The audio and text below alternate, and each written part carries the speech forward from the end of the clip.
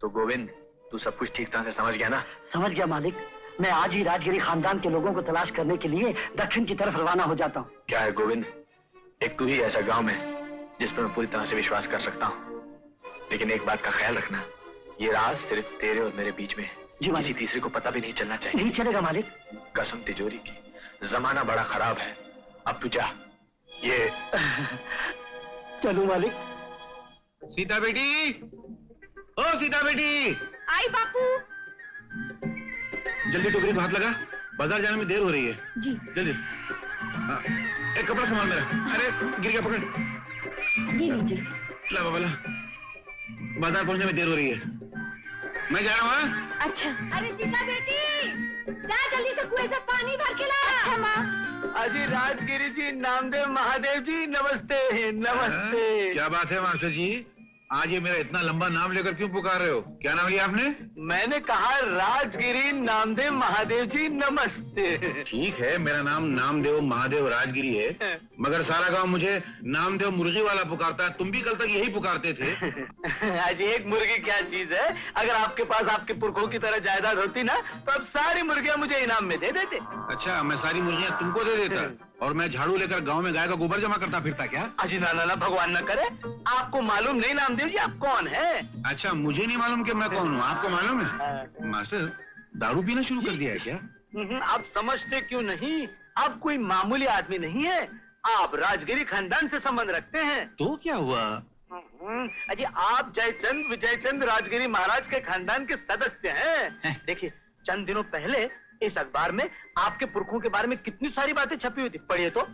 मुर्गी बेचने वाला क्या अखबार पढ़ता है? अरे जाने दो ना भाई, धंधे का समय हो रहा है, एक तो मौसम ठीक नहीं है, वैसे ही फटाफट फटाफट मुर्गियां मरेंगे। हटो हटो। अजी अजी नामदेव राजगिरी महाराज जी। नमस्ते राजगिरी राजा साहब, आइए आइए, इधर इधर। नमस्ते राजगिरी राजा साहब, आइए आइए। अरे क्या मुसीबत है बाबा, ये सारे लोग मेरे पीछे हाथ धो के क्यों पड़ गए? अभी वो मास्टर मिले थे, जाने के अनाप शनाप बक के चले गए।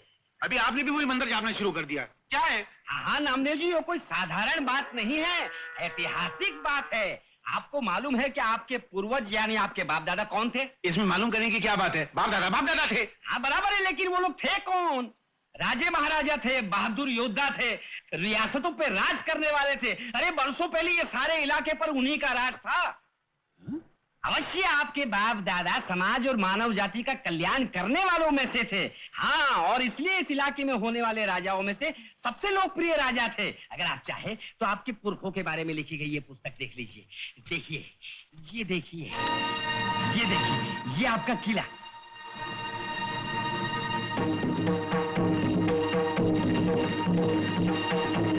ये आपकी सेना, कितने सैनिक हैं इसमें?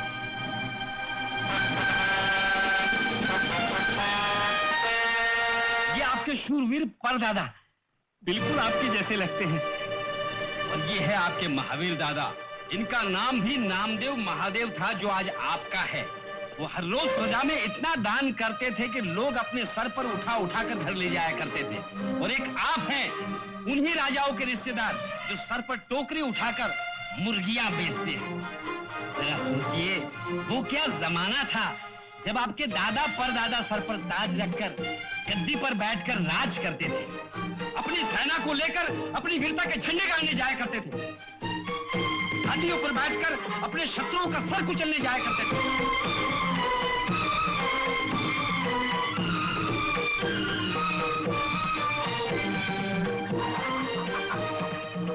नामदेव राजगिरी जी, नामदेव राजगिरी जी, क्या हुआ? हम जाग गए। ये सर ताज रखने के लिए बना है, मुर्गी का बोझ उठाने के लिए नहीं बना है।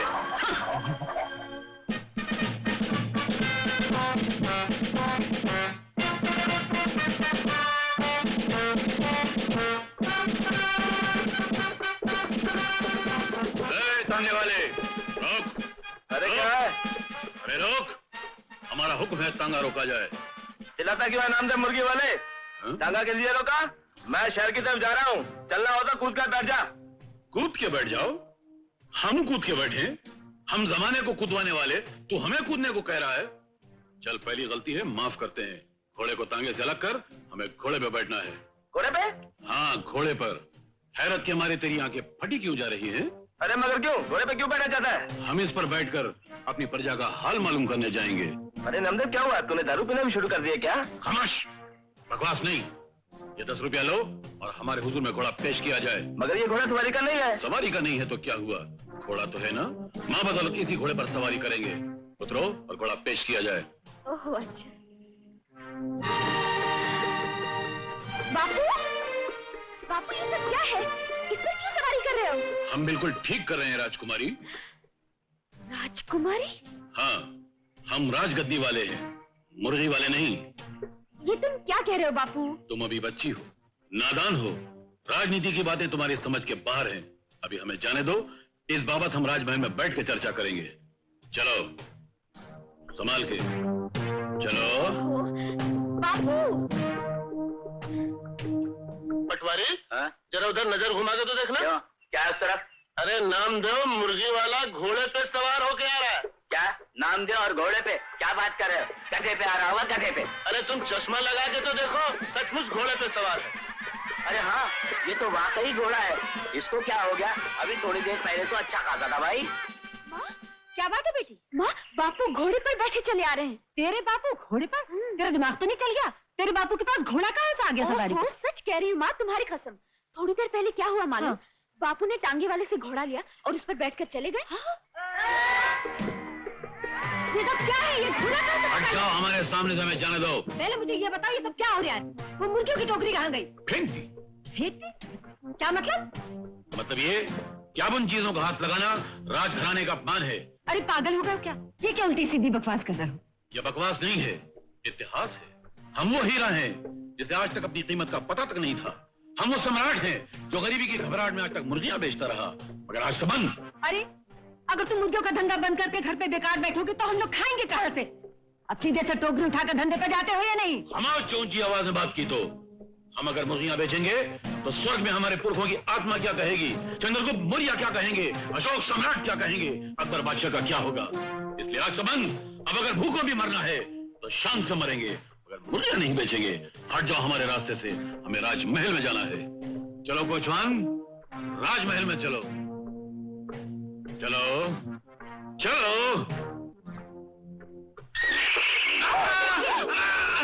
हे भगवान, इस आदमी का क्या कुछ नहीं होगा, हम गिरे थोड़े ही, हम तो गिरने की प्रैक्टिस कर रहे हैं।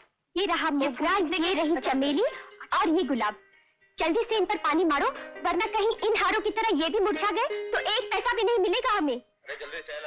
ओहो, जल्दी करो ना दादी माँ, वैसे ही देर हो चुकी है। अच्छा दादी माँ, मैं चलती हूँ फूल बेचने। जा बेटी, मगर शाम को सूरज डूबने से पहले आ जाना। अच्छा दादी माँ, आ जाऊंगी। दुर्गा, हाँ, तुम वाकई बहुत भाग्यशाली हो। तुम्हें भगवान ने क्या हीरा दिया है। ये तुम्हारी अपनी औलाद तो नहीं है दुर्गा, मगर औलाद से भी बढ़कर तुम्हें प्यार करती है। तुम ठीक कहती हो लीला। मैं उन माँ बाप की तकदीर पर अफसोस करती हूँ जिन्होंने बरसों पहले इस हीरे को गंवा दिया और मैंने इसे पा लिया। कितना ख्याल करती है मेरा, कितनी देखभाल करती है मेरी। फूल ले लो, फूल, मोगरा, चमेली, गुलाब ले लो, फूल ले लो, फूल। अरे अरे रंगा, ए रंगा, क्या है? आज चल छैया में बैठकर तो घड़ी बातें करने। यह टाइम कौन का पास है? चल भाग। ए सुन रंगा, कहाँ जा रहा है? हम कहीं भी जाए, तू कौन होते हैं हमका पूछने वाली? तेरी होने वाली पत्नी। हाँ, होने वाली पति। चल हट, हमका जाने दे। हम वो हराम को सबूत होने जा रहे हैं जो हमारे मालिक को गाली बका है। रहने देना रंगा, कब तक मारा पीटी करके अपनी रोजी रोटी कमाता रहेगा? जब तक हमारा मालिक हुक्म करता रहेगा। वो तेरा मालिक हमेशा हुक्म देता रहेगा। वो तो खुद गर्द है, दूसरों की चमड़ी से अपने जूते सिलवाता है। ए चंदा, खबरदार आगे एक लफ्ज बोली तो हमारे मालिक को कभी बुरा मत बोलना। अच्छा बाबा, मेरी दादी की तौबा, नहीं बोलूंगी, मगर तू भी बात मान। कब तक तरसाएगा? चल दोनों झटाक पटाक ब्याह कर डाले। हाँ, चटक बटक ब्याह कर डाले। कोई हलवा का? अरे हम जो कमावत हैं वो ससुरा हमने तंबाकू बीड़ी को पूरा नहीं पड़त है, और तू जो कमावत है तेरे बनाओ सिंगार को पूरा नहीं पड़त है, तो दोनों को खाक पूरा पड़ेगा। शादी करेगी। अरे सपने देखना बंद कर,